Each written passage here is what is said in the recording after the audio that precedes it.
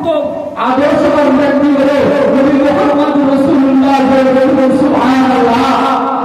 শুধু তাই নয়, বিশ্বকবি রবীন্দ্রনাথ ঠাকুর ইয়াং শিকার মহামহ নদীর তীরে তিনি বক্তৃতা দিতে তিনি বড় বাঙালি বলেছিলেন, পরনে যুদ্ধা বলেছিলেন, মাথায় ছিল তার টুপি, মুখে ছিল তার দাড়ি।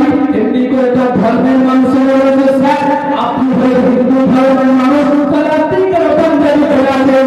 আপনার মুখে কেন দাড়ি, আপনার মাথায় কেন টুপি? এই সময় কবি রবীন্দ্রনাথ ঠাকুর বলেছিল, ছাত্ররা আমি রবীন্দ্রনাথ ঠাকুর জানি এটা আমাদের ধর্মের প্রসার নয়, কিন্তু না এটা মুহাম্মদ সাল্লাল্লাহু আলাইহি ওয়াসাল্লামের ধর্মের প্রসার। আমি কবি রবীন্দ্রনাথ ঠাকুর এই জন্য করে মাথায় টুপি, এই জন্য করে দাঁড়িয়ে গেছি, এই জন্য করে পরনে জুব্বা গেছি, কারণ আমি রবীন্দ্রনাথ ঠাকুর।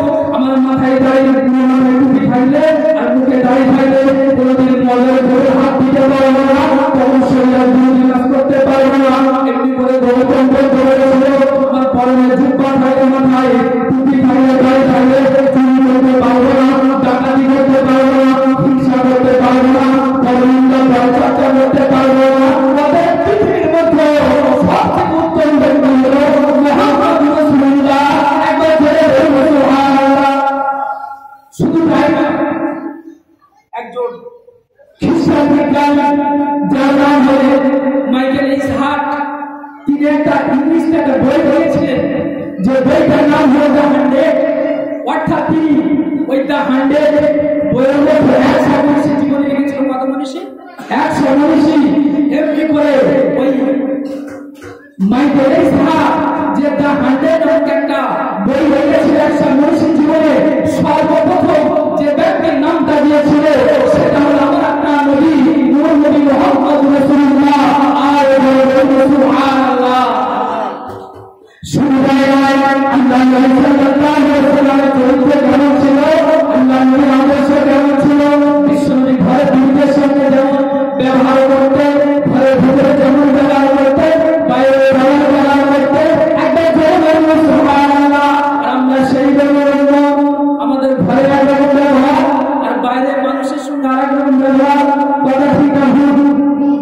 ছোট্ট একটা ঘটনা বলছি, আল্লাহ রাসূল যে কত সুন্দর আদর্শে আদর্শিত আপনারা বুঝতে পারবেন। সাইয়েদে আনাস রাদিয়াল্লাহু তাআলা বিশ্বনবীর একজন খাদেম ছিল। কি ছিল? খাদেম। যে আনাস রাদিয়াল্লাহু তাআলা বিশ্বনবীর দরবারে 10 বছর খেদমত করেছে। কত বছর? 10 বছর। হযরত আনাস রাদিয়াল্লাহু তাআলা বলেছেন, আমি বিশ্বনবীর দরবারে 1 বছর না 2 বছর না 10 বছর কাটিয়েছি। বিশ্বনবী আমাকে একদিনের তরে বুদ্ধতা নেয়নি, একদিনের তরে বোঝা নেয়নি, একদিনের তরে আমার দিকে ভুল বুঝায়নি। একবার জোরে বলুন সুবহানাল্লাহ। আনাস কে ছিল? বিশ্বনবী খাদেম। 10 বছর খেদমত করেছে। কোন মানুষের ক্যারেক্টার সম্বন্ধে জানতে হলে, চরিত্র সম্বন্ধে জানতে হলে আপনি তার সব থেকে নিজের কাছের ব্যক্তির কাছ থেকে তার পরিচয় জানবেন, দেখবেন যে সে কতটা ভালো।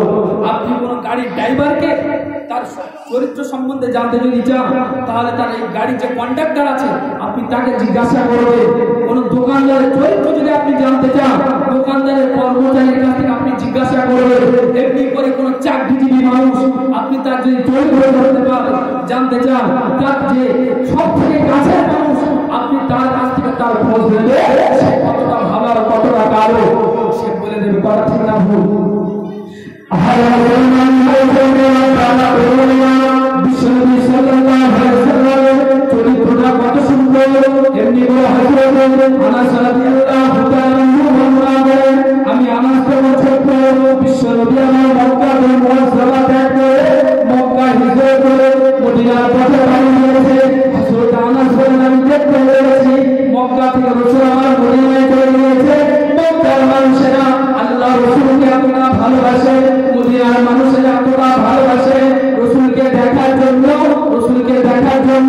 মদিনার মানুষেরা পাগল, রাসূলকে দেখার জন্য মদিনার মানুষেরা পাগল।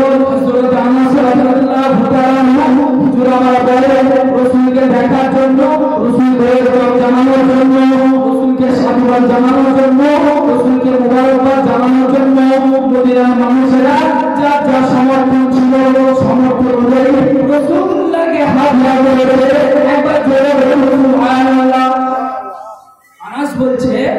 রাসূলুল্লাহ হিজরত করে মক্কা থেকে মদিনায় আসলে রাসূলুল্লাহকে মদিনার মানুষেরা সবাই ওয়েলকাম জানাচ্ছে, সুস্বাগতম জানাচ্ছে।